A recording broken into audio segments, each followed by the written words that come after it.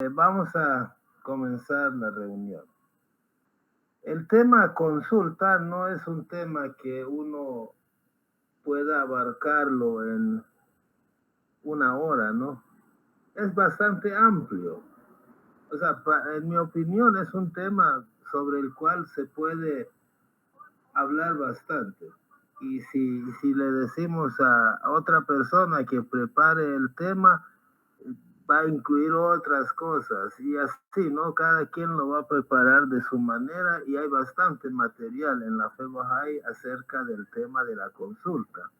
Pero yo me inspiré en, eh, en un comentario que hizo Humberto, nuestro amigo Humberto Villar, ¿no? Sobre una feria donde habían sometido a concurso que la gente adivinara el peso de un animal. Entonces, pero que al promediar las estimaciones de 800 personas, la multitud adivinó casi por una libra de diferencia el peso exacto del animal. Entonces me inspiré en eso. Ya van a ver más adelante, les voy a dar más detalles.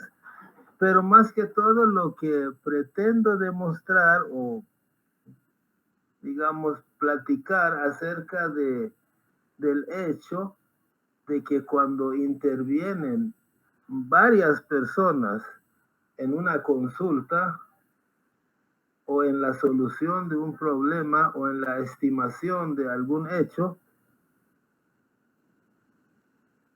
la multitud tiene un poder que la persona sola no la tiene. Entonces hoy vamos a ver el asunto de la consulta más que todo desde ángulo, ¿no? Desde este ángulo. El hecho de que, por ejemplo, 9 personas de diferentes edades, diferentes pensamientos, unos que son hombres, otros que son mujeres, de diferentes profesiones, diferentes habilidades, uno que es artista, el otro toca música y así, ¿no? Una variedad de personas distintas entre sí se reúnen para hallar solución a un problema o para investigar una cierta verdad. Buscar la verdad o la mejor solución posible a un problema, ¿no? A un cierto problema.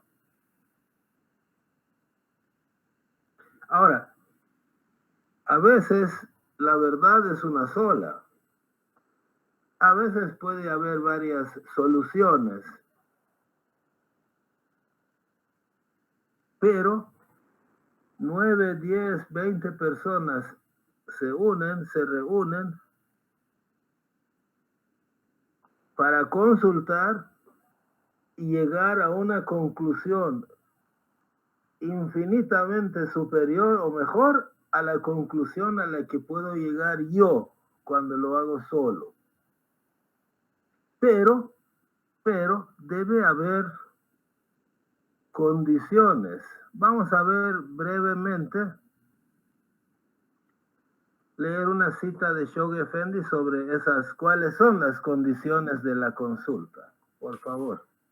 Los requisitos primordiales para quienes se reúnen a consultar son pureza de intención, refulgencia de espíritu, desprendimiento de todo salvo de Dios, atracción a sus divinas fragancias, humildad y modestia entre sus amados, paciencia y resignación en las dificultades y servidumbre ante su exaltado umbral. Si, por gracia, recibieron ayuda para alcanzar estos atributos, la victoria desde el invisible reino de Bajá les será conferida. Los miembros deben realizar las consultas en conjunto, de manera que no surja ocasión alguna para enojos o discordia. Esto puede lograrse cuando cada uno expresa su opinión y expone su argumento con absoluta libertad. Si alguno se opusiera, de ninguna manera debería sentirse herido, pues el correcto proceder no puede ser revelado hasta que los asuntos no sean ampliamente tratados. La brillante chispa de la verdad solo se manifiesta luego del choque de diferentes opiniones. Shoghi Effendi. Qué maravilloso, ¿verdad? Esta noche el enfoque que le hemos dado, le vamos a dar, no es exactamente revisar estos requisitos, ¿no? Estas condiciones. Pero ustedes imagínense, ¿no? En una cuestión, asamblea política, en una junta de vecinos, muchas veces yo entro ahí como para demostrar mi verdad, no entro para investigar la verdad. ¿Se dan cuenta? Es diferente, ¿no? Cuando yo entro a una asamblea, a una junta, para imponer mi punto de vista, quiere decir que yo no estoy interesado en buscar la verdad. Mi intención no es pura, ¿no? Pero si yo entrara a una asamblea con el único interés de descubrir la verdad, o sea, lo más correcto, la solución correcta, entonces yo no voy a ser tan empecinado con mi opinión personal. Pero, ¿cómo es posible que 9 puntos de vista diferentes y en ocasiones opuestos, antagónicos, ¿no? ¿Cómo es posible que esa diversidad de puntos de vista, de maneras de pensar, puedan llegar a la verdad? Obviamente ahí en pantalla están viendo las condiciones, ¿no? Si se cumplen esas condiciones, sí se llega. Sucede que no solo es posible llegar a la verdad,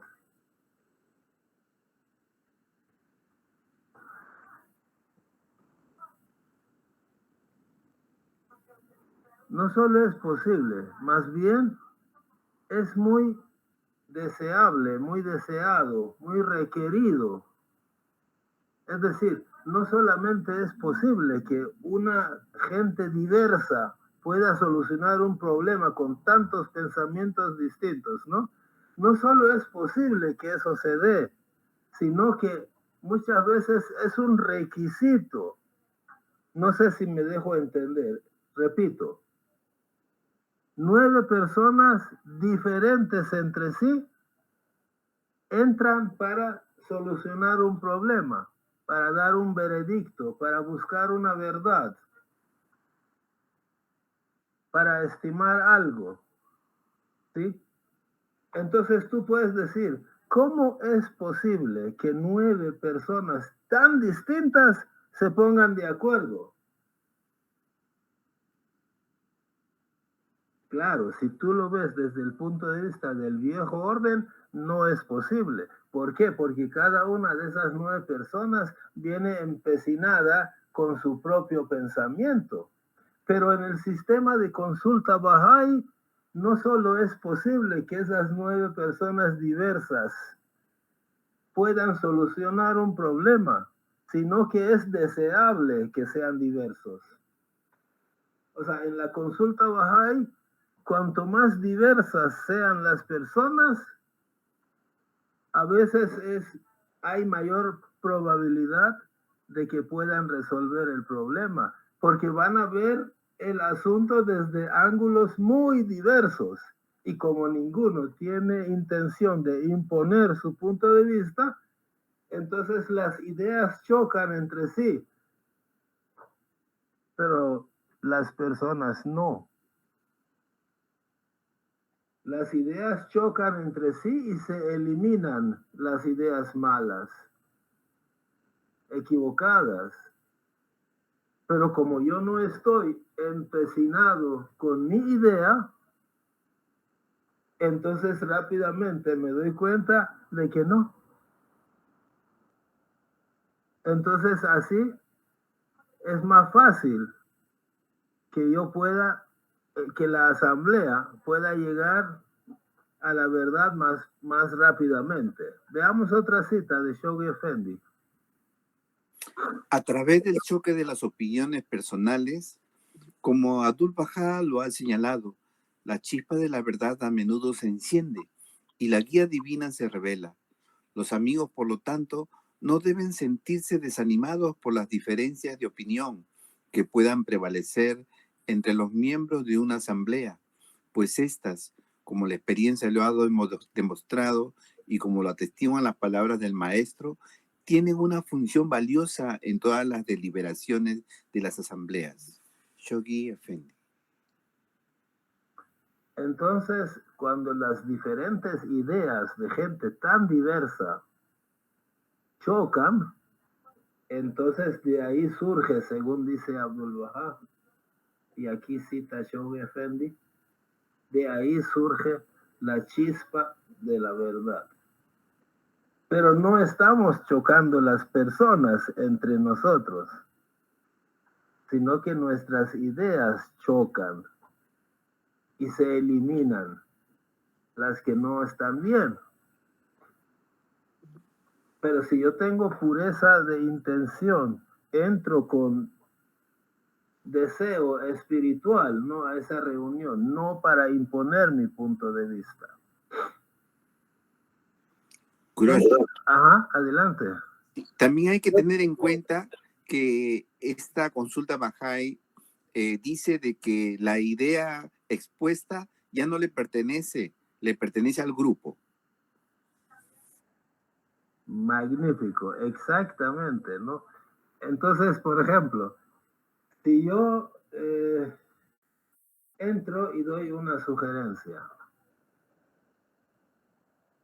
ya no es sugerencia de Kurosh que está en discusión. No tiene nada que ver conmigo. Es una idea que a mí se me ocurrió y lo estoy presentando. Entonces, cualquier referencia no es que yo estoy de acuerdo con Kurosh. No estás de acuerdo conmigo.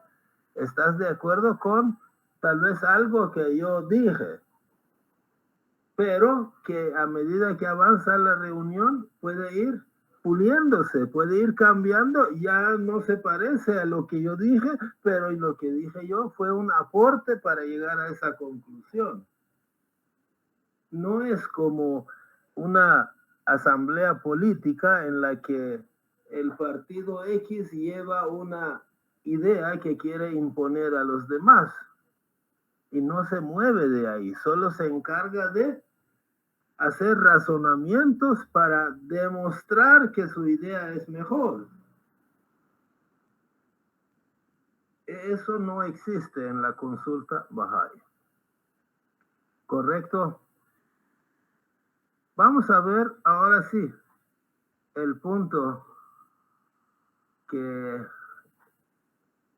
me inspiró para hacer esta reunión. Consulta, pero tocando el tema que se llama la sabiduría de las multitudes, o de sabiduría de las multitudes, o de la multitud, no sé. Un periodista y escritor estadounidense que se llama James Surowiecki, o algo así, ¿no? Ojalá lo pronuncie bien.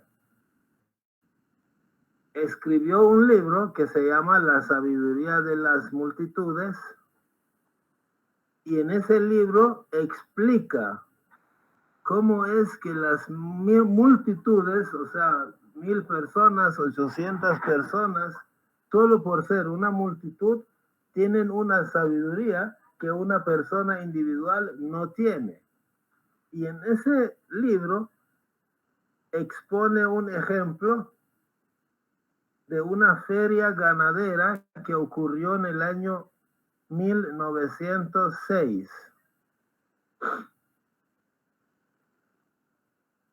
Un científico de esa época, en 1906, que se llamaba Francis Galton,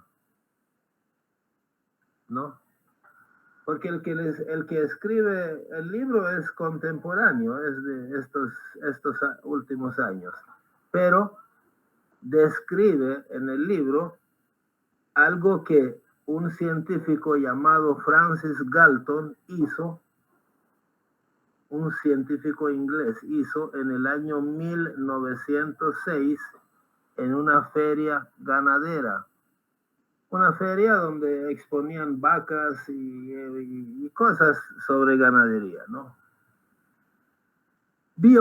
El científico vio que en esa feria habían sacrificado un buey, una vaca, un toro, no sé, y estaban exhibiendo su carne.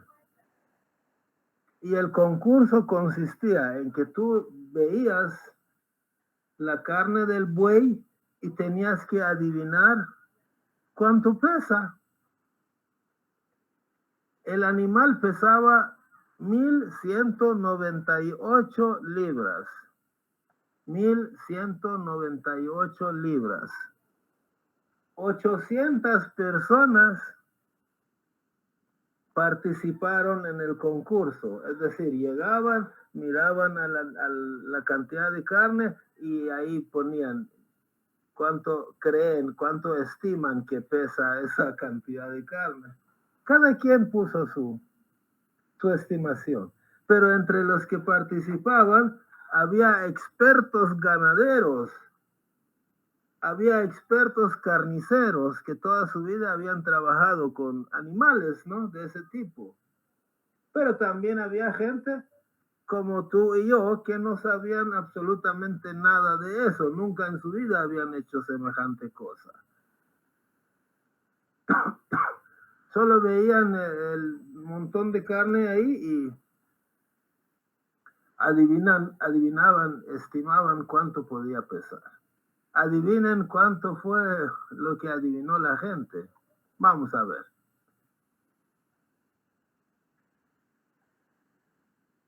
No hubo nadie que adivinara exactamente los 1,198 libras que pesaba el animal. 800 personas participaron, ¿no? En el concurso. Nadie ni siquiera se acercó, ¿no? Ni siquiera los expertos ganaderos y carniceros pudieron adivinar cuánta carne era. Pero cuando escribieron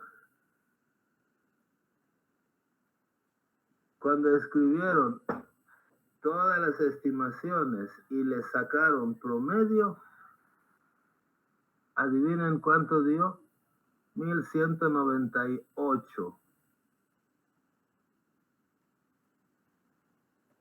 Solo una libra diferente al peso verdadero del animal.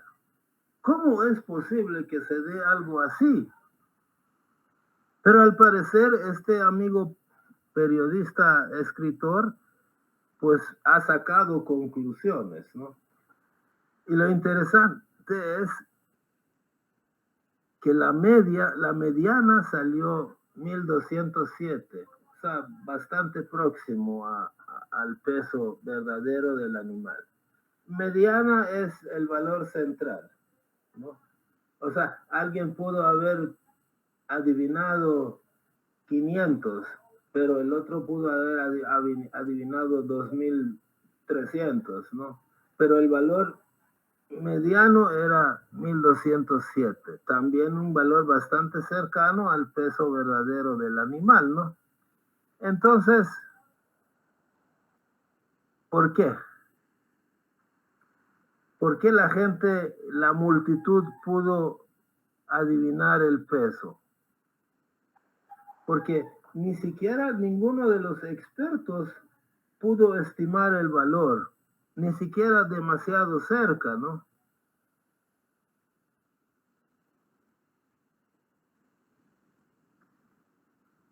Pero según el autor del libro explica que los de opiniones muy disparejas, o sea, los que están muy así como tú y yo, que no sabían del tema y decían disparates, ¿no? O sea, cosas, estimaciones muy alejadas de lo que realmente era, ¿no? Esas personas que tú podrías decir, ¿por qué vamos a invitarlas a la consulta? ¿No? Esas personas, según el escritor, ayudaron a los expertos a nivelar sus estimaciones y llegar a una conclusión bastante cercana a la realidad. El escritor dice que bajo circunstancias adecuadas, los grupos son notablemente inteligentes. Notablemente inteligentes. Y a menudo más inteligentes que las personas más brillantes del grupo. Repito, supongamos que aquí hay una asamblea, ¿no? Y en esa asamblea, fulano es la persona que todo el mundo respeta y tiene siempre las mejores opiniones. Y las otras 8 personas, como tú y yo, común y corriente. Ninguno le alcanza su sabiduría a ese campeón. Pero la suma de este campeón más otros 8 es mejor que él solo. Cruz. Sí, adelante. Bien, en una parte de los escritos, Abdu'l-Bahá dice que cuando se reúnen personas, intercambian sin pronunciar palabra sus pensamientos. Hay una área de influencia entre ellos, es como decir círculos superpuestos, ¿no? Uno con otro, y van intercambiando sin que ellos sepan su conocimiento. Y seguramente eso hace desarrollar más la sabiduría en grupo. Gracias. Vale.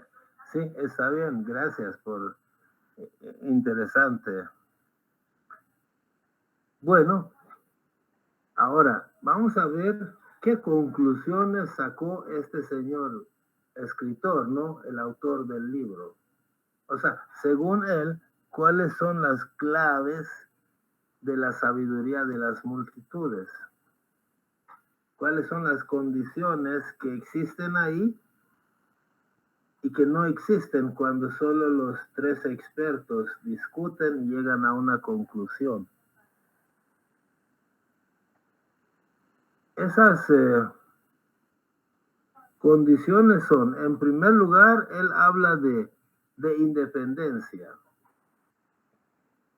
A veces en las reuniones donde todos nos estamos viendo cara a cara y escuchamos la opinión del otro, es difícil lograr esa independencia, ¿cierto? Los amigos que han participado en reuniones de toma de decisión me entenderán, ¿no? Que a veces es difícil tener independencia. Es decir, el fulano que tiene la opinión más fuerte porque todo el mundo le respeta, porque lo consideran más sabio que los demás, puede serlo. Pero si yo, que soy el no sabio, ¿no? Otro de los miembros de la junta, si yo me dejo influenciar por él, ¿qué va a pasar? Ya no vamos a tener opiniones disparadas para que se promedien y choquen entre sí y llegar a la verdad, ¿no? Supongan que hay 2 personas de opinión fuerte. La mitad de la asamblea va con este y la otra mitad va con este. Ya deja de haber tantas opiniones diversas. Entonces es un punto, según el escritor del libro, muy importante, la independencia, que en esa feria se dio porque no estaban reunidos, se dio porque cada quien pasaba y escribía, pero sin saber los demás que habían escrito, ¿no? Entonces uno no venía a decir, fulano de tal, que es muy sabio, ¿qué estimación dio? 1050. Pues yo también voy a poner 1050, ¿no? Porque sería dependiente, su opinión sería dependiente de lo que la otra persona que él considera sabia había dicho. Entonces es muy importante tener independencia. Es decir, si tú estás en una reunión y alguien habla y tú consideras que ese alguien es más sabio que tú, no te dejes llevar. Tú di lo que tú crees, no lo que él dijo. Y lo que tú crees esté bien o mal, al final ayudará a promediar y sacar una conclusión correcta. En segundo lugar, la cualidad que el escritor halló a esa estimación muy certera fue la diversidad. Que los que habían opinado no eran todos de una sola condición, eran hombres, eran mujeres, jóvenes, adultos, etcétera, ¿no? Entonces había gente de diversas características, de diverso conocimiento, diversas profesiones, etcétera, etcétera, ¿no? Entonces, ese es una virtud, lejos de ser un problema, el hecho de que personas tan disparejas estén participando en una consulta es una virtud, al menos en la consulta Bahá'í. Repito, con la condición de que se tenga pureza de intención, no que vengan personas diversas y cada una quiera imponer su punto de vista. O sea, una amplia gama de opiniones de gente experta, pero también una amplia gama de errores y sesgos que tienden a chocar entre sí y cancelarse, ¿no? En tercer lugar, descentralización. Es decir, no hay un jefe de la reunión, un coordinador, un presidente del grupo, qué sé yo, que dé la palabra y que comente cada persona la sugerencia que está dando, ¿no? O sea, no es una persona que oriente la decisión y que al final haga prevalecer o haga que la solución final esté muy cercana a como él piensa. Entonces aquí las opiniones venían de las 800 personas, sin que haya una persona central, una autoridad central que moderara y que tratara de amoldar esas opiniones diferentes. Y por último, él habla de agregación, es decir, un mecanismo para combinar las opiniones individuales en una única respuesta. En este caso, el mecanismo fue sacar promedio, pero no siempre lo que pretende es sacar promedio, ¿no? Es simplemente determinar un procedimiento o tomar una decisión o escoger un lugar donde se va a comprar un terreno, ¿no? Entonces, a través de esas opiniones diversas y diferentes, es que al final, con pureza de intención y con amor y justicia y todo eso, se busca poco a poco unanimidad en la respuesta. Vamos a ver otro escrito de Shoghi Effendi. Los requisitos primordiales para quienes se reúnen a consultar son pureza de intención, refulgencia de espíritu, desprendimiento de todo salvo de Dios, atracción a sus divinas fragancias, humildad y modestia entre sus amados, paciencia y resignación en las dificultades y servidumbre ante su exaltado umbral. Si por gracia recibieron ayuda para alcanzar estos atributos, La victoria desde el invisible reino de Bajá les será conferida. Los miembros deben realizar las consultas en conjunto, de manera que no surja ocasión alguna para enojos o discordia. Esto puede lograrse cuando cada uno expresa su opinión y expone su argumento con absoluta libertad. Si alguno se opusiera, de ninguna manera debería sentirse herido, pues el correcto proceder no puede ser revelado hasta que los asuntos no sean ampliamente tratados. La brillante chispa de la verdad solo se manifiesta luego del choque de diferentes opiniones. Shoghi Effendi. Esta cita ya la habíamos leído antes, ¿no? Al principio de la reunión. La volví a poner para más o menos comparar las soluciones, las razones o las condiciones que da el periodista, el escritor, y no compararlo con lo que dice una fe espiritual. Porque lo que dice la religión es espiritual. Ahora, en mi opinión, lo que la ciencia determina, porque estadística es una ciencia, ¿no? No es una ciencia de fórmulas y de reacciones químicas, pero es una ciencia, ¿no? La estadística. Entonces, lo que la ciencia de la estadística ha podido determinar, se tiene que sumar a lo que la fe de Dios establece como condición para que una consulta sea lo más perfecta posible. Por eso estoy poniendo las condiciones que dio el escritor y estoy poniendo además las condiciones que da la fe Bahá'í como para que una consulta funcione. Y no son cosas contradictorias, son cosas complementarias, porque la ciencia y la religión tienen que ir de la mano.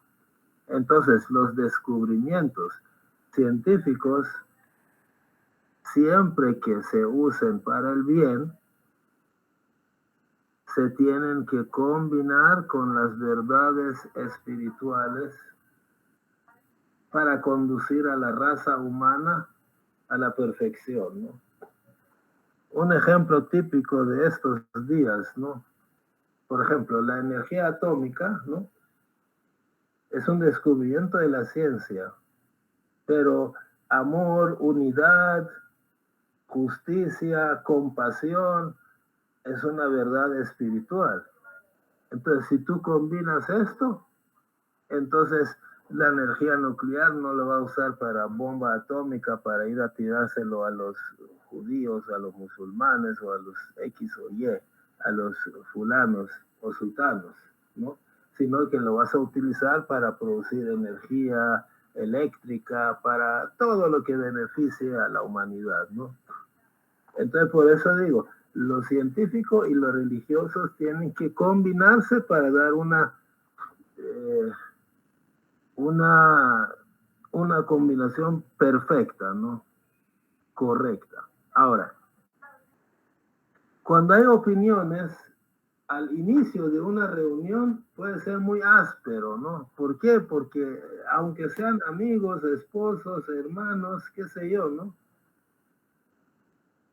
O una asamblea local o nacional de los Bahá'ís. Al principio es áspero, no ellos, sino que las opiniones que van dando, van diciendo, cada quien da unas ideas que a veces son diametralmente opuestas, ¿no? Pero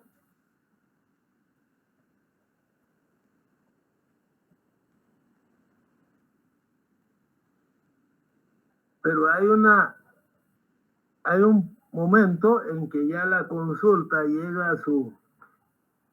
ya va llegando a su culminación y se tiene que dar un pulido final al producto.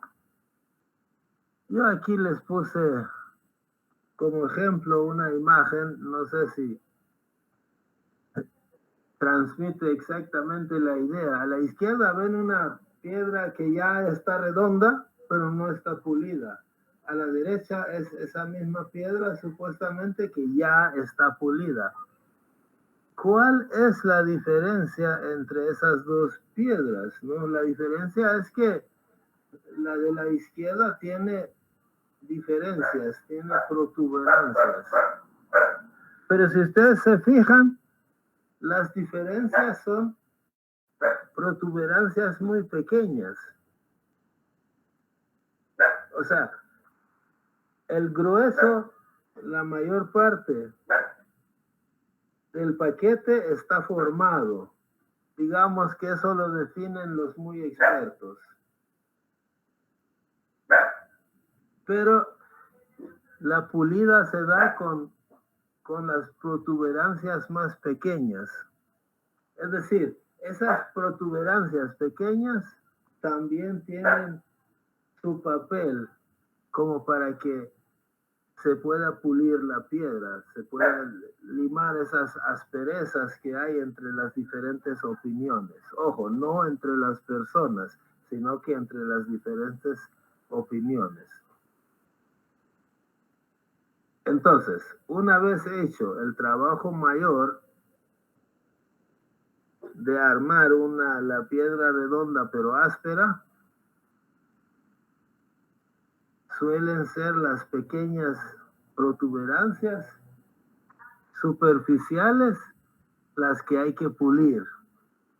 Entonces, las opiniones de las personas menos sabias, por decirlo de alguna manera, o con menos experiencia,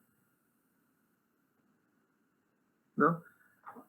También sirven para chocar entre sí y pulir el producto final. Eso es bien parecido a lo que sucedió en la feria, ¿no? El animal pesaba 1198 libras.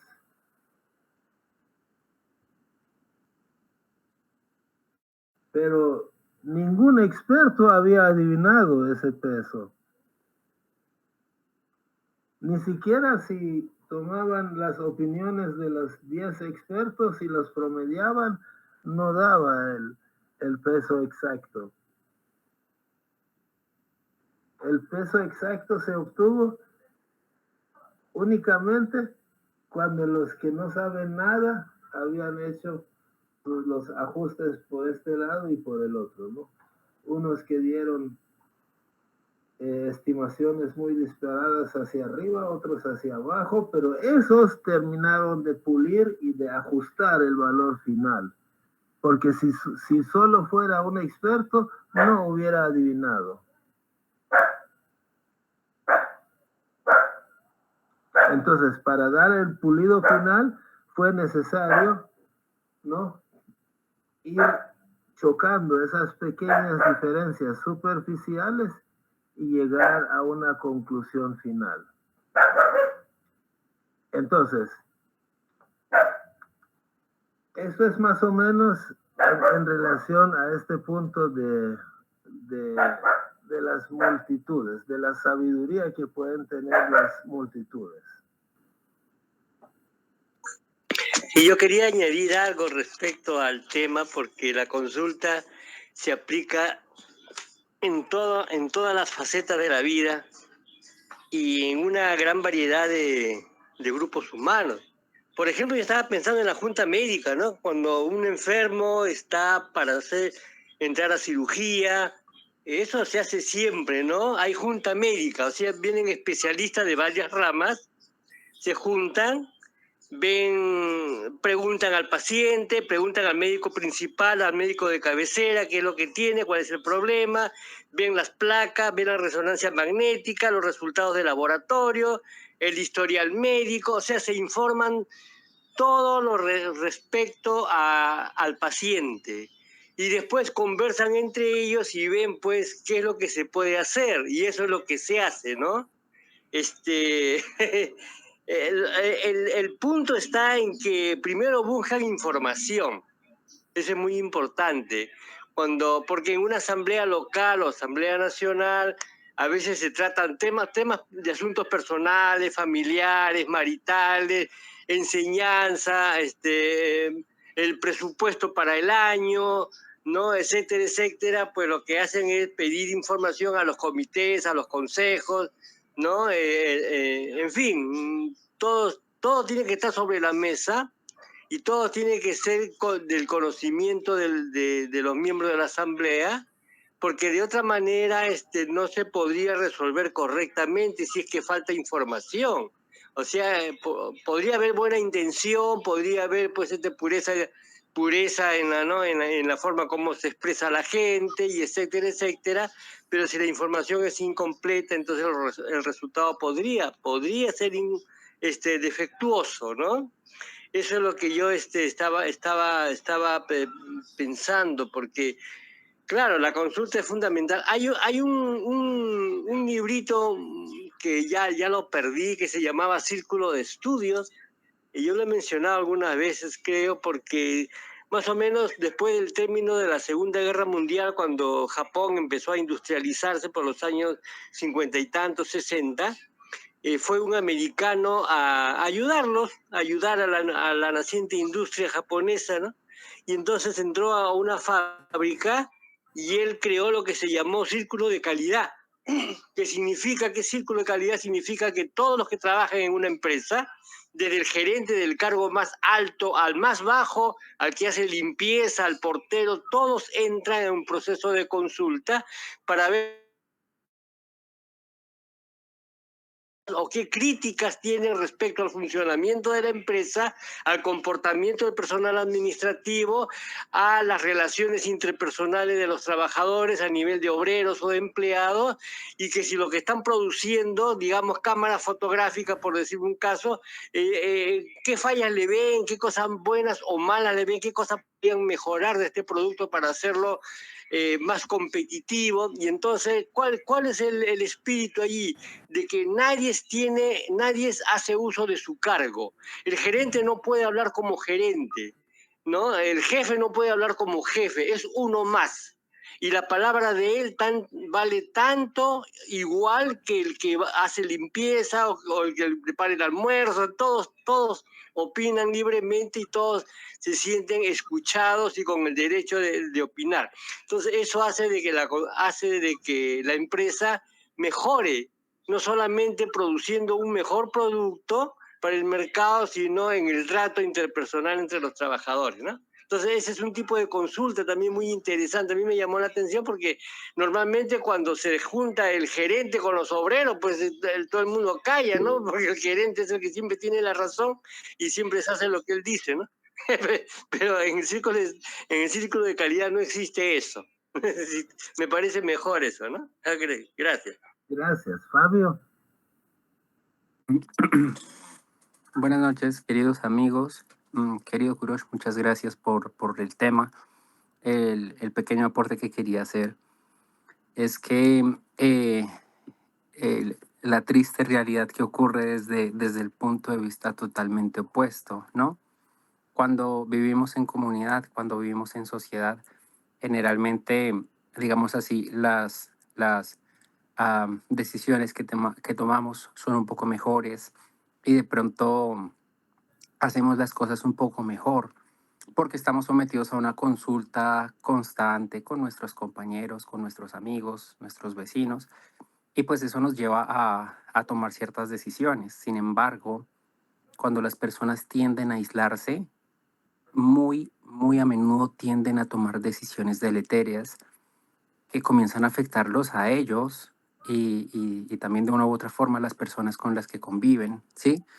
Entonces, si nosotros analizamos a una persona, sin importar la edad que tenga, si comienza a vivir solo, comienza un proceso de deterioro, tanto de su salud mental como física y prácticamente en todo aspecto. Digamos, es el efecto negativo que ocurre cuando la persona está viviendo en soledad. Incluso los estudios científicos han demostrado cómo las personas que viven en soledad son muchísimo más propensas a desarrollar ciertas enfermedades. Y eso es justamente porque no tienen de la mano esa herramienta divina que es la consulta. No pueden consultar o se ven imposibilitados de pronto por el abandono para enriquecer sus propias vidas. Entonces, pues también quería hacer como una invitación a todos los que están acá, si de pronto conocen a alguna persona que esté viviendo sola o que de pronto se pueda sentir sola bajo alguna circunstancia, intentar hablar con esa persona porque en nuestro aporte, así sea muy chiquito, así sea el solo hecho de escuchar a esa persona, puede enriquecer profundamente su vida. Es una pequeña consulta, pensémoslo así. Era solo eso lo que quería compartir. Muchas gracias. Gracias. Yo personalmente lo que me agrada mucho, lo que me asombra bastante es este hecho que ya les dije, pero lo voy a repetir. El hecho de que las personas de menor sabiduría no solamente son tolerables, sino que son necesarias para el éxito de la consulta. O sea, a mí me gustaría poder preparar solo sobre este punto un tema, ¿no?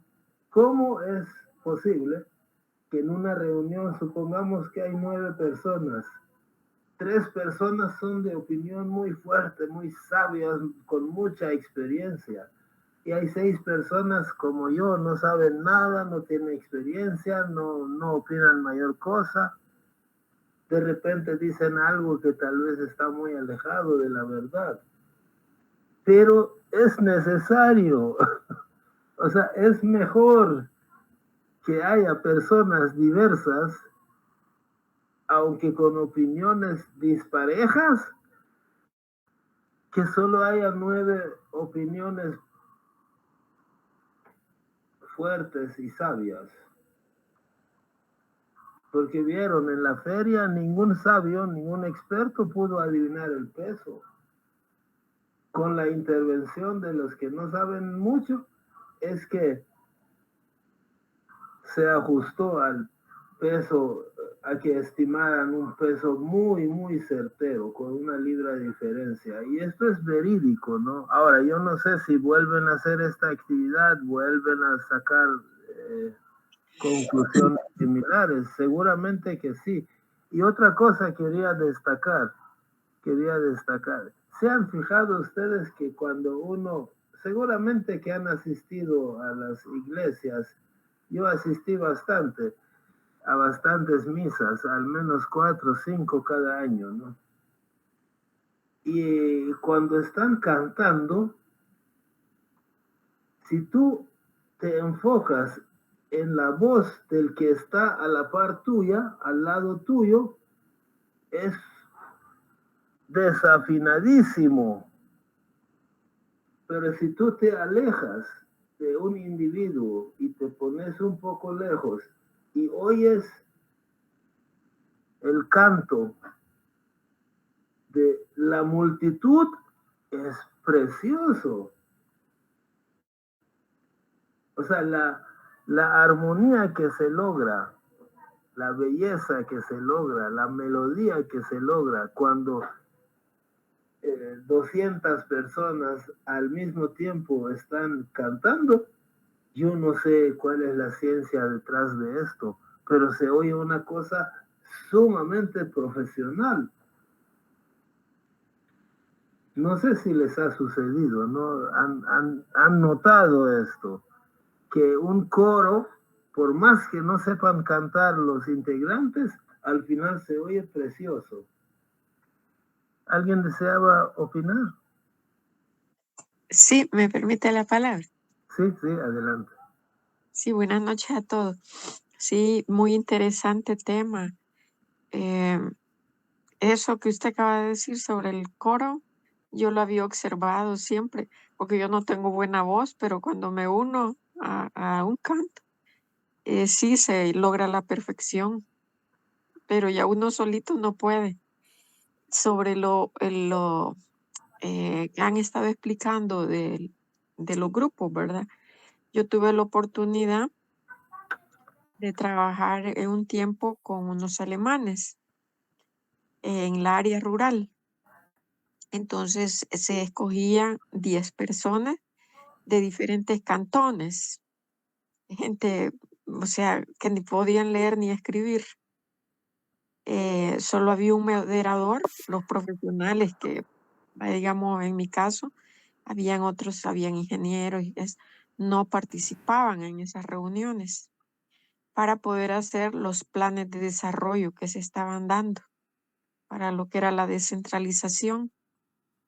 Salían unos documentos tan perfectos de esas personas que uno no podía creerlo, que habían sido dados toda la información por personas que ni siquiera habían estudiado.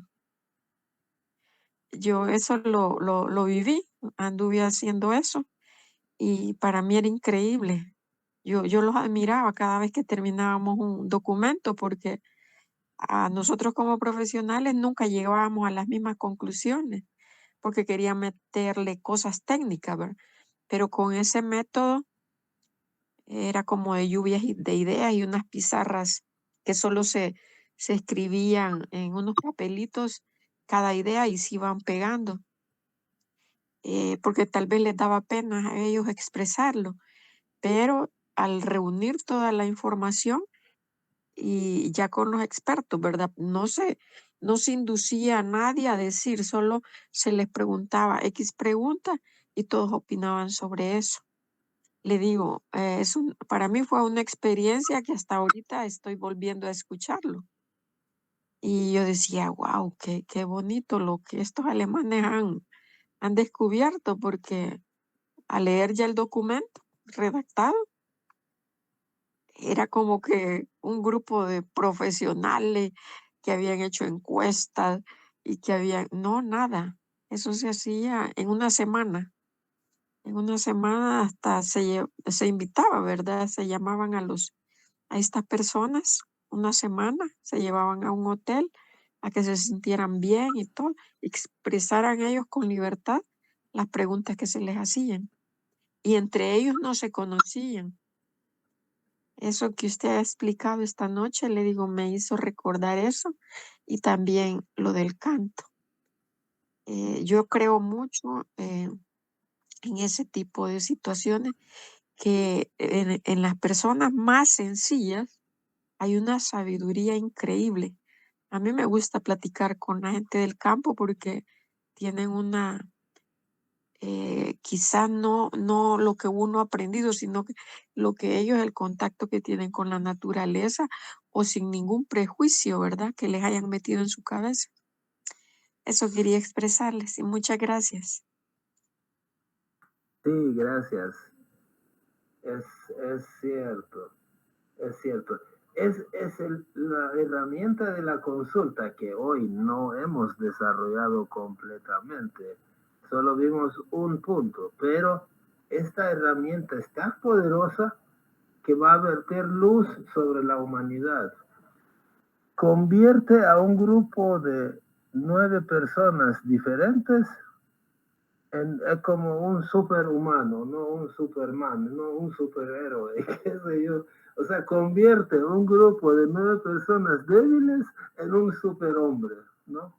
Y una vez aplicado la consulta, como dice Bahá'u'lláh, la consulta debe ser aplicada en todos los asuntos de la humanidad. Ahora imagínense la humanidad como resultado de que cada cosa que se va a ser una consulta. Repito, por 50ª vez, no estoy hablando de la consulta que suele hacerse, de la discusión, mejor dicho, que suele hacerse en las asambleas políticas o qué sé yo, ¿no? En las juntas vecinales, etcétera. Porque ahí tú entras para demostrar que tu punto de vista es verdadero. O sea, ahí no importa el punto de vista, ahí importas tú. Pero en la consulta Bahá'í no, tú no estás en juego. Tú puedes estar ahí o no estar. Lo que está en juego es una idea que quien sea que esté ahí, si la consulta se hace como Bahá'u'lláh lo ha diseñado, no importa qué grupo de 10, 8, 18, 9, 5 personas estén ahí, siempre se va a tomar la decisión más perfecta. Es algo que hasta la fecha la humanidad no ha hecho y por lo tanto ha fracasado en muchos asuntos, ¿no? Lo otro es la mujer, ¿no? La participación de la mujer, por ejemplo, en todos los asuntos humanos. Hasta hace poco, ninguna mujer podía participar en toma de decisiones. Hoy está comenzando a tener un papel más relevante. Esa es otra cosa, ¿no? Otra fuerza que la humanidad ha desperdiciado. Entonces, cuando la humanidad logre utilizar estas poderosas herramientas a su favor, pues solo Dios sabe los progresos que vamos a tener. Bueno, ¿alguien desea agregar algo? Si no, terminamos.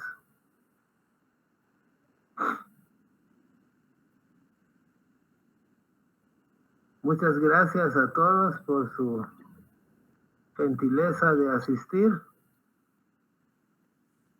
Nos estaríamos viendo la próxima semana. Gracias a usted también. Que pasen feliz noche todos. Igual, Muchas Pase feliz gracias. noche, muchas gracias. Vaya, gracias. Un abrazo para todos. Muchas gracias, señor. Gracias igualmente. Gracias. Feliz noche.